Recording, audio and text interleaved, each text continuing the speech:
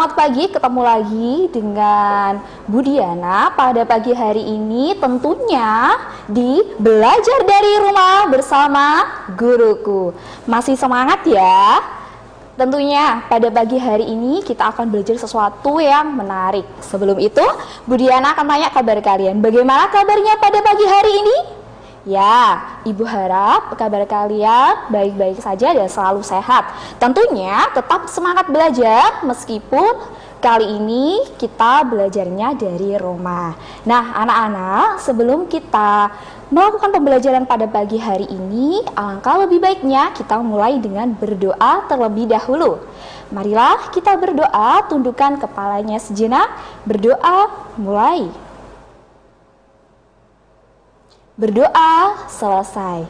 Ya, pada pagi hari ini anak-anak kelas 4 akan belajar dengan Bu Diana. Bu Diana berasal dari SDN Siwalan Kerto 2 Surabaya. Oke, pada pagi hari ini kita mau belajar tentang apa ya, Bu? Ya, kita akan belajar tentang tema 3, subtema 1, peduli terhadap makhluk hidup. Oke, sebelum kita masuk ke materi, Bu Diana pasti tahu ya, kalau kalian mungkin merasa bosan ketika belajar di rumah, ya kan? Nah, untuk itu nanti ketika pandemi ini sudah berakhir anak-anak, Bu Diana punya rencana untuk mengelilingi beberapa tempat. Tempat apakah itu? Kita simak video berikut ini.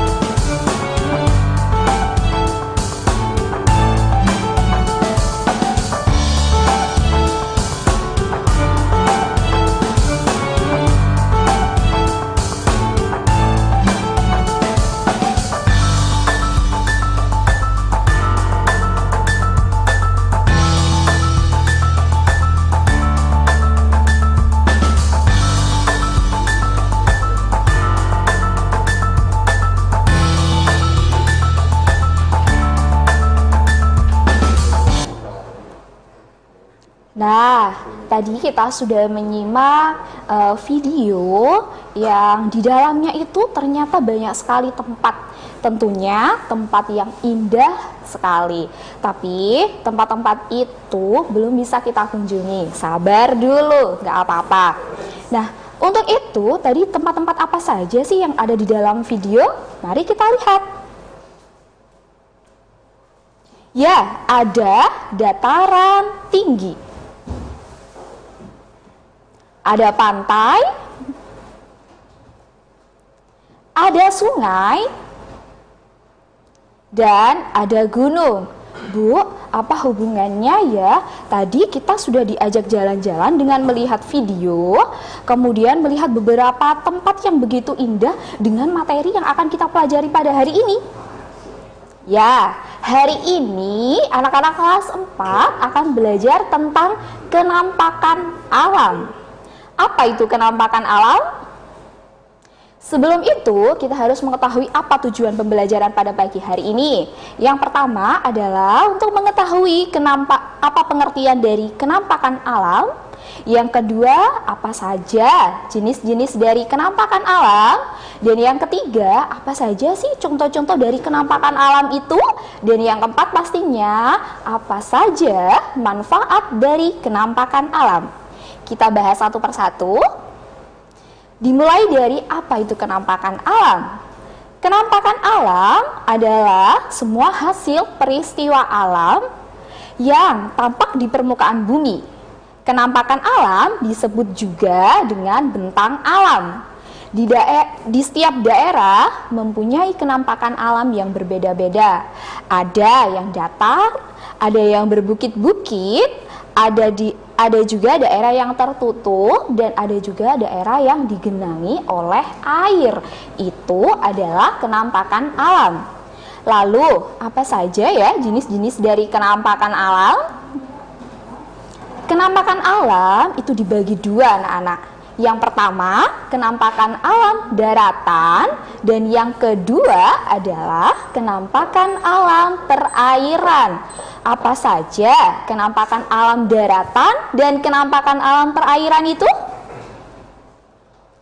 Kenampakan alam daratan. Kita lihat, ya, di sini ada 7. Ada 7 kenampakan alam yang akan kita bahas pada pagi hari ini. Yang pertama, ada gunung dan pegunungan. Tentu kata gunung itu sudah tidak asing lagi di telinga kita ya. Mungkin hampir dari kalian semua sudah melihat, sudah tahu apa itu yang namanya gunung. Gunung adalah permukaan bumi yang menjulang tinggi. Ya, gunung memiliki ketinggian lebih dari 1000 meter di atas permukaan laut. Wah, tentunya sangat tinggi sekali ya.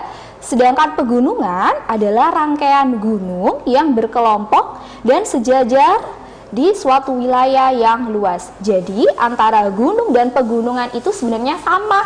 Perbedaannya, kalau pegunungan itu terdiri dari beberapa gunung. Lalu apa ya manfaatnya dari gunung itu? Banyak sekali manfaat dari gunung. Yang pertama, bisa dijadikan sebagai objek wisata, kemudian penghasil batu bara, kemudian untuk gunung yang aktif itu abu vulkaniknya dapat menyuburkan di wilayah di sekitarnya, kemudian dapat menghasilkan belerang, tentunya bermanfaat bagi kehidupan manusia, dan yang terakhir sebagai tempat perlindungan tumbuhan dan hewan langka. Ini adalah beberapa contoh gunung dan pegunungan yang terkenal di Indonesia. Ada Gunung Bromo di Jawa Timur, ada Pegunungan Kars di Sulawesi Selatan. Tentunya masih banyak lagi gunung dan pegunungan yang indah yang sangat terkenal juga di Indonesia. Yang kedua, yaitu ada bukit dan perbukitan. Apa itu? Bukit merupakan bentang alam yang memiliki permukaan tanah lebih tinggi dari wilayah di sekitarnya. Perbukitan adalah rangkaian bukit yang berkelompok dan sejajar di suatu wilayah. Bukit dan perbukitan biasanya memiliki ketinggian 200 sampai dengan 300 di atas permukaan laut. Lalu, apa saja manfaat dari bukit dan perbukitan? Yaitu sebagai sarana olahraga, kemudian penambangan batu kapur, objek wisata, dan tentunya sebagai daerah resapan air. Ini ada 2 contoh bukit yang terkenal di Indonesia.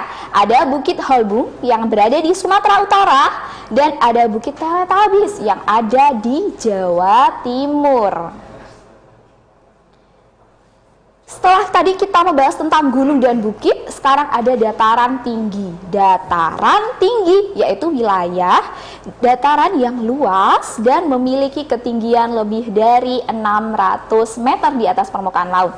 Tentunya banyak sekali manfaat dari dataran tinggi. Biasanya kita ketahui kalau dataran tinggi itu memiliki udara yang sejuk ya, yaitu bisa dijadikan sebagai objek wisata, kemudian pembangunan villa atau penginapan, lahan pertanian dan perkebunan. Tentunya perkebunannya itu ditanami oleh tanaman tertentu seperti teh, kopi, jenis sayuran dan buah-buahan yang ditanam di suhu dingin. Nah, untuk selanjutnya ini adalah contoh dari dataran tinggi Dieng di Jawa Tengah dan Puncak di Bogor, dan masih banyak lagi tentunya dataran tinggi yang berada di Indonesia. Untuk selanjutnya dataran rendah kita akan bahas sesaat lagi. Jangan kemana-mana, tetap fokus, tetap setia duduk di depan layar TV kalian, karena sesaat lagi belajar dari rumah bersama guruku.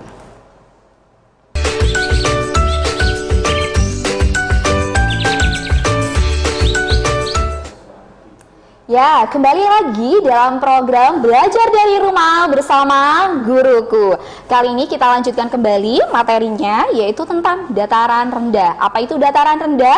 Dataran rendah adalah hamparan tanah yang luas dengan tingkat ketinggian yang diukur dari permukaan laut relatif rendah sampai dengan 200 meter di atas permukaan laut.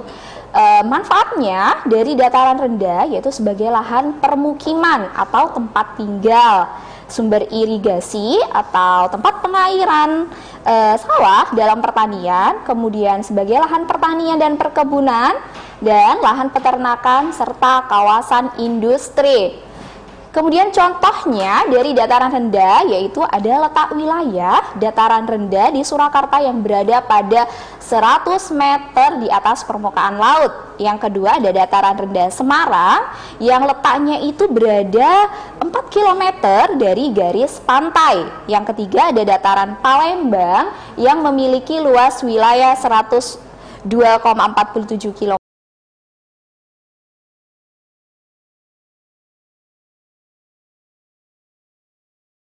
Selanjutnya ada delta. Delta merupakan wilayah daratan yang terbentuk dari endapan sungai. Biasanya terletak di sekitar muara sungai atau di daerah pertemuan aliran sungai dengan air laut. Contohnya ada delta Sungai Bengawan Solo, dan ada juga nih kota-kota besar di Indonesia itu yang ternyata dulunya itu merupakan delta. Salah satunya adalah Surabaya. Kemudian ada lembah. Apa itu lembah? Lembah merupakan wilayah daratan yang dikelilingi pegunungan atau perbukitan di sekitarnya. Manfaat dari lembah itu sendiri adalah sebagai objek wisata, lahan pertanian, dan area pemukiman penduduk. Ini adalah beberapa contoh lembah yang sangat indah dan terkenal. Ada lembah Baliem di Papua, Lembah Harau di Sumatera Barat, dan Lembah Ngarai Sianok di Sumatera. Kemudian ada pantai. Nah, tentu kita tidak asing lagi dengan pantai ya. Pantai itu dataran yang berbatasan langsung dengan lautan. Ketika kalian pergi ke pantai, kalian bisa menikmati dua kenampakan alam sekaligus, yaitu kenampakan alam berupa pantai dan kenampakan alam berupa lautan. Pantai biasanya dimanfaatkan sebagai objek wisata, tambak garam, perkebunan kelapa, pemukiman bagi nelayan, dan pembudidayaan ikan laut dan rumput laut, serta pelabuhan atau tempat berhentinya kapal. Nah, ini ada beberapa pantai yang ada di Indonesia. Ada Pantai Kutai di Bali, ada Pantai Karimunjawa di Jawa Tengah, dan ada Pantai Gili Trawangan di Lombok, Nusa Tenggara Barat.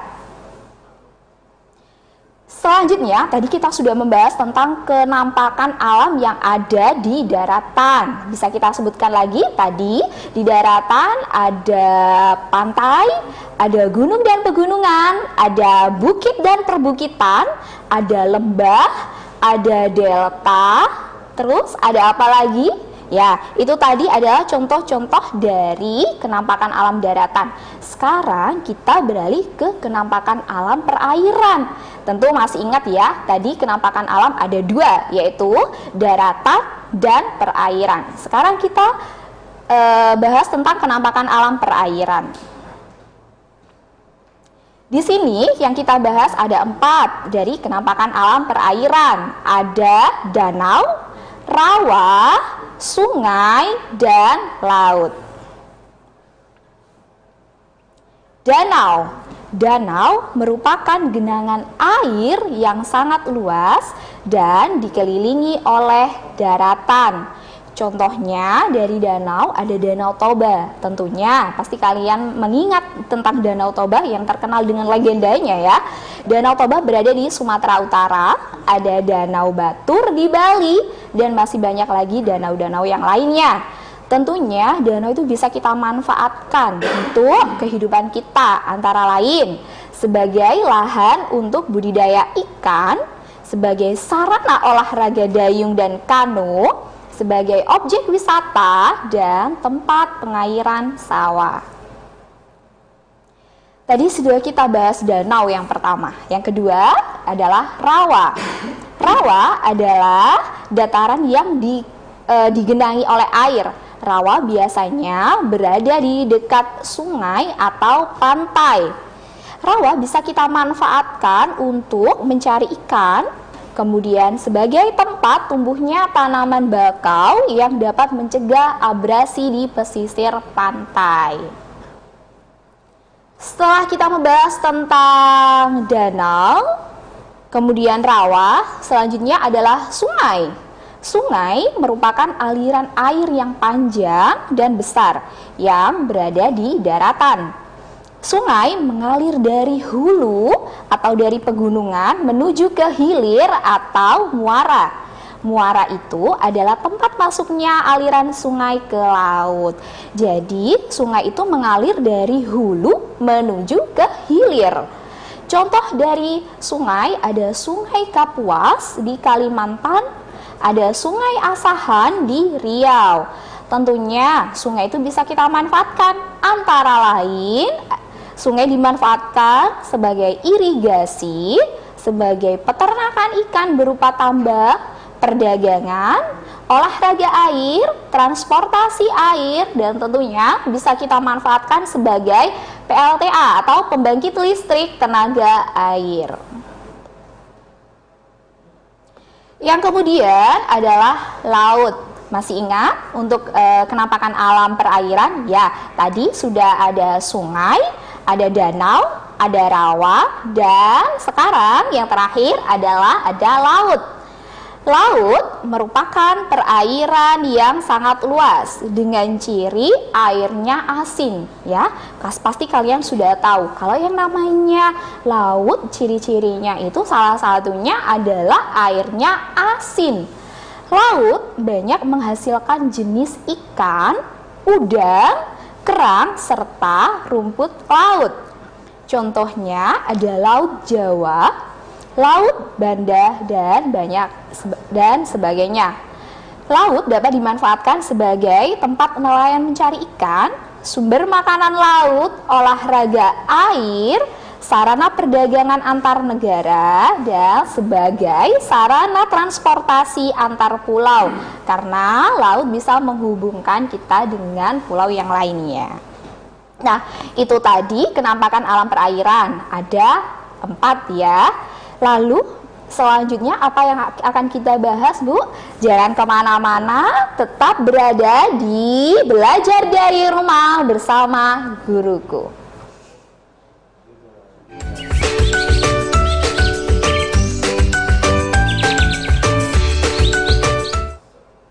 Kembali lagi kita dalam program Belajar dari Rumah bersama Guruku. Nah, tadi kita sudah belajar tentang kenampakan alam perairan. Ada kenampakan alam perairan itu ada sungai, danau, rawa, dan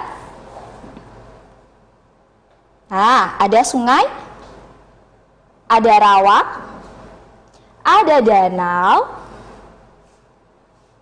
dan ada laut. Bisa kita bedakan ya, meskipun kenampakan alam perairan di mana tempatnya itu digenangi air, tapi dari gambar kita bisa melihat bagaimana apa saja perbedaannya. Bisa kita lihat ada sungai, rawa, danau, dan laut. Anak-anak, kalian bisa telepon, kalian bisa mengajukan pertanyaan langsung dengan cara telepon ke nomor yang ada di layar televisi kalian. Kalian bisa tanyakan apa saja seputar kenampakan alam, nanti akan Bu Diana jawab. Oke.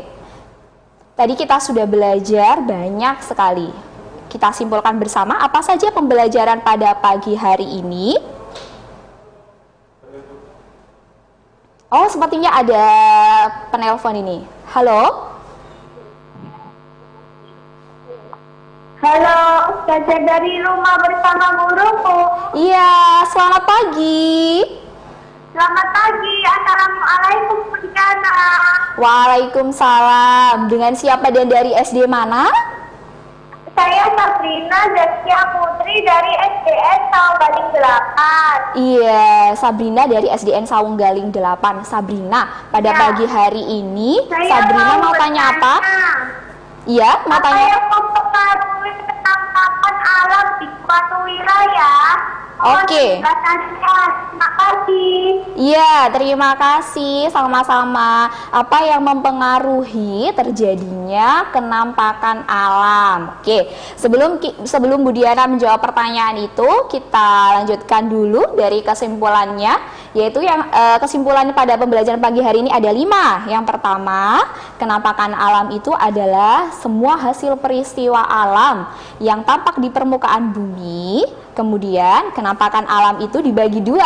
Ya, apa tadi? Kenampakan alam daratan dan kenampakan alam perairan.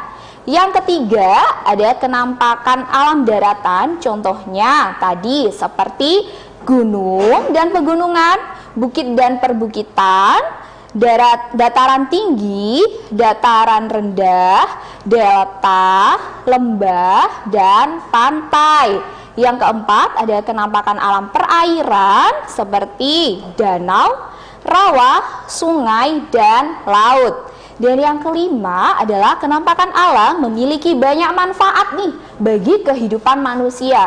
Tentunya manfaat itu harus kita gunakan dengan sebaik mungkin supaya menghasilkan dampak yang positif bagi kehidupan kita atau bagi lingkungan sekitar kita.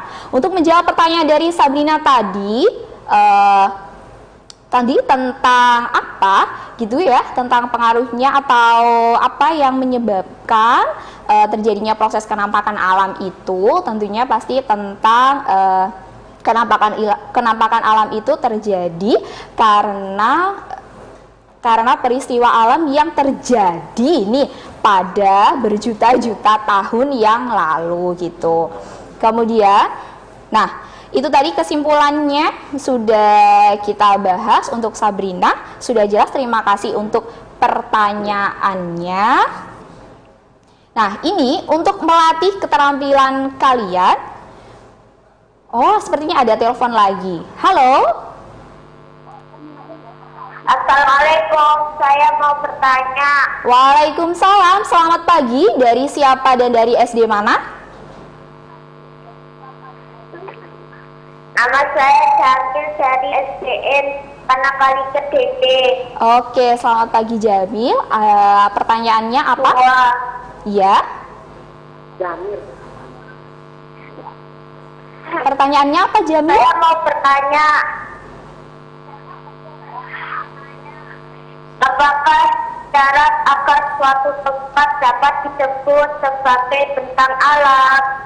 Oke, terima kasih Jamil. Pertanyaan dari Jamil tadi, kenapa kok disebut sebagai bentang alam? Nama saya, Bu. Kenapa? Ya, nah kenapa suatu tempat itu dikatakan sebagai bentang alam ya? Kenapa suatu tempat itu disebut sebagai bentang alam? Nah, tentunya tadi kita ketahui dari arti dari kenampakan alam itu sendiri adalah semua hasil peristiwa alam. Jadi membentuk muka bumi itu seperti apa? Muka bumi seperti apa itu yang disebut sebagai kenampakan alam? Tentunya kenampakan alam itu sangat beragam sekali. Untuk melatih keterampilan kalian, Bu Diana memiliki tugas mandiri. Tugas mandiri pada pagi hari ini hanya ada 2. Yang pertama, kalian sebutkan sebanyak-banyaknya kenampakan alam daratan dan perairan yang ada di Jawa Timur. Kalian bisa memanfaatkan teknologi informasi dari HP kalian untuk mencarinya. Yang kedua, apa dampak negatif jika aktivitas penduduk memanfaatkan kenampakan alam dengan tidak bijak?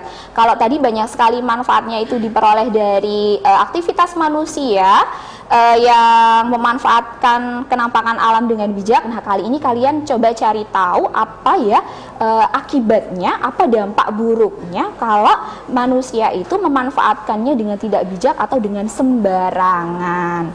Oke, itu saja pembelajaran pada pagi hari ini. Bukan berarti pembelajaran pada pagi hari ini berakhir ya, karena sebentar lagi pembelajaran ini akan dilanjut dengan Bapak Guru yang akan mengajar kalian. Tentunya kita panggil bersama. Selamat pagi Pak Alfi.